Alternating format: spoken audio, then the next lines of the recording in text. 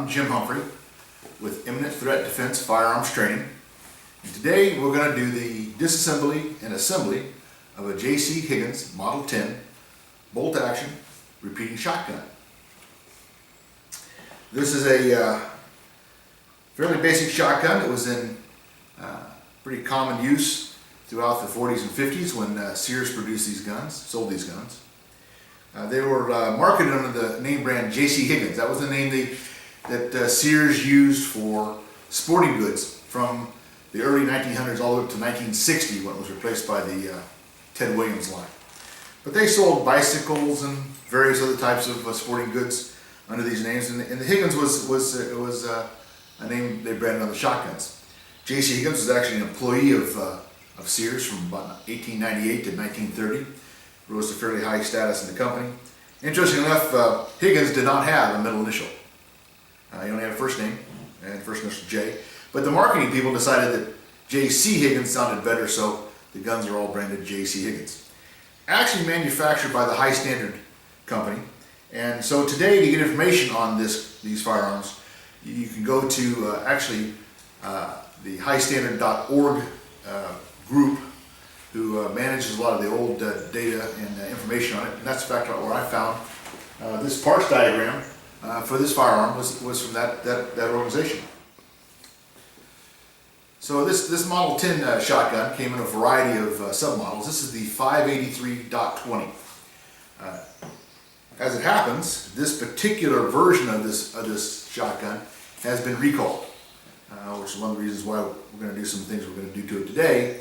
Is under the recall, Sears wants you to send back the bolt. They will keep the bolt, they'll give you some money for it, but fundamentally disables the gun. I'm going to choose to disable this firearm so it can be used for a display with the bolt, but never be shot again. There were a number of these Model 10 guns that were recalled, so before you use any of these older shotguns, always check the web and see what you find out about recalls. As with any firearm, when we first pick up a firearm, we're going to make sure that it's unloaded. And we'll make sure it's pointed in a safe direction. The safe direction in this case is against a wall that is not only a wall, but a wall that either doesn't have people on the other side of the wall or it's an impenetrable wall. In this case, I have an impenetrable wall. In order to make sure this firearm's safe and unloaded, not only am I going to look in the feed ramp and look in the magazine well, I'm also going to look in the chamber, and I'm going to touch all three of those places with my finger. Then I'm going to look away, focus on something else, and come back and do it again. Look inside, check the magazine, check the chamber. This firearm's empty.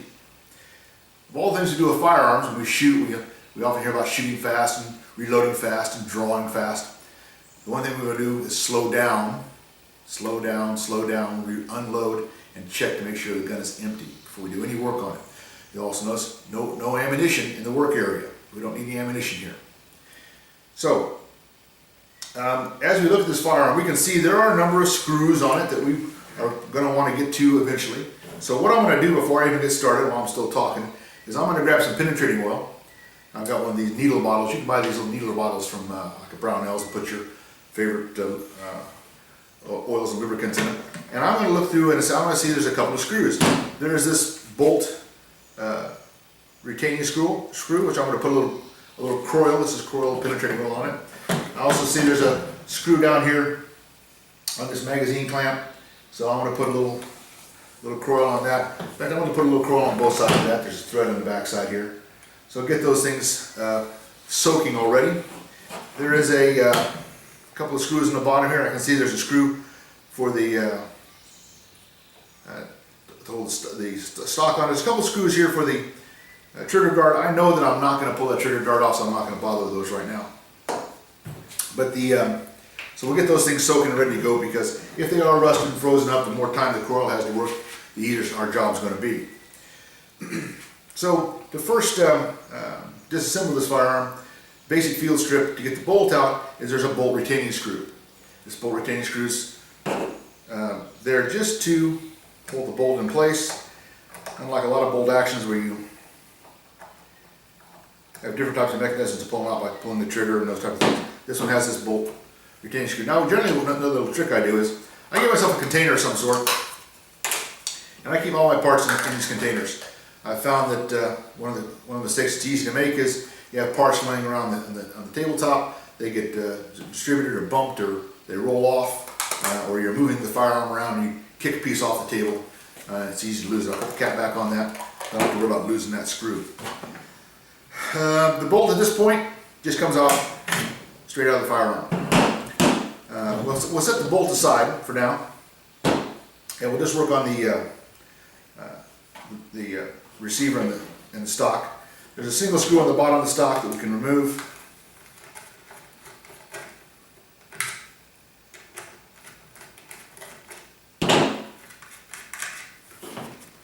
And the stock just slides off. There's not much maintenance to that. It's with some wood we can clean up. There's a few metal parts. This screw we have to worry about getting rusted. There is a trigger guard if we want to pull that off, and there is a crossbar in here that aligns with the firearm. But otherwise, there's not much maintenance to the stock. On the receiver, there's a magazine tube. Inside the magazine tube, where we know there's a big coil spring. So we're going to remove this little figure 8 clamp down here, and on this particular one, that clamp also holds on the end cap. So when we remove this figure 8 clamp, it's very likely this end cap of the magazine is going to want to come out, and the springs come out. Now, as soon as I start working with springs or things that could go flying, I'm going to switch to my safety glasses just to make sure I protect my eyes. And there's a small screw in this figure 8 clamp, so I'm going to keep a hand here where I can retain that magazine cap and screw.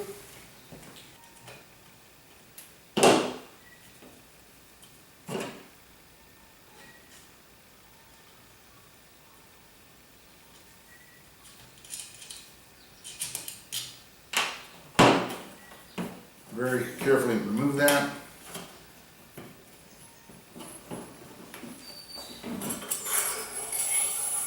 And everything slides out. That cap's got a little crook in there. There it goes. Now it comes out.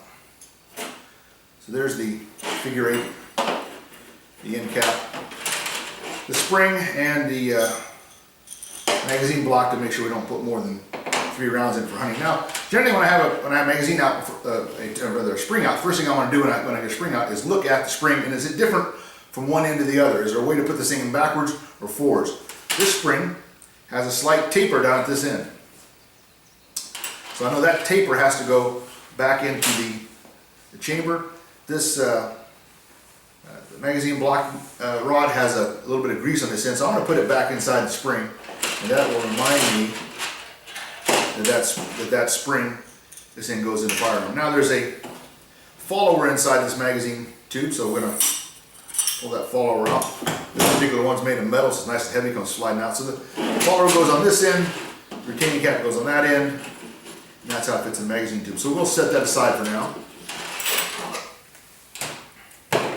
And we'll take the figure 8 and the screw that goes with it. Now, if I don't want to get confused about what screw this is, and I know I won't because there's only one screw like this, I can go and put it back in the part, hand turn it in, keep track of which screw goes to which part. Put it in the other parts, close that up, put it away in case we take it off the table. Alright, so now we have the rest of the receiver. This little magazine well cap comes, is just on with friction.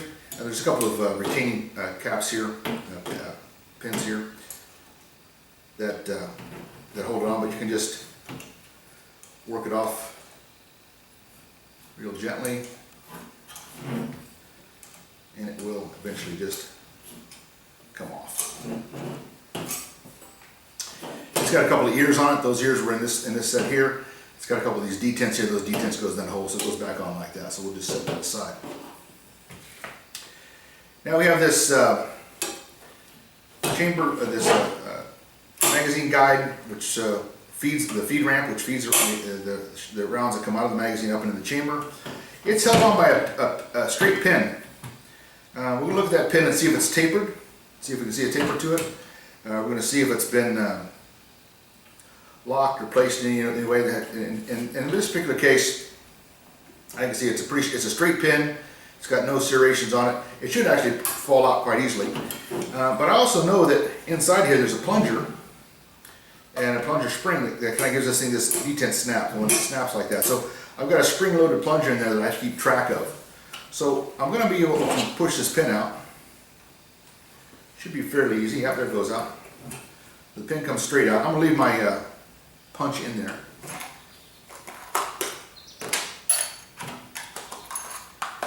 So that I can control when it comes out. Now, I'm going to take the pressure off my punch so I can feel there's no pressure on it. Put the punch side now, and very slowly work the feed ramp out. And now there's the plunger and the plunger spring in there, and I'm going to just give it the help with a real small punch to kind of feed it out. Get it out here where I can get a hold of it.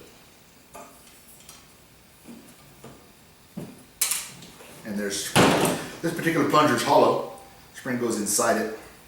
You also see the plunger has got two flat spots on it at the end, so you can put this thing in not upside down, but at a 90-degree angle would be wrong. There's an up and a down to it, so that it fits against this feed ramp.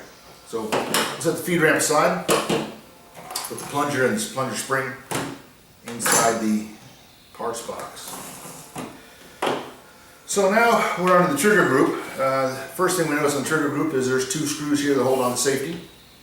The safety is a fairly straightforward forward and back motion on this one. It blocks the trigger.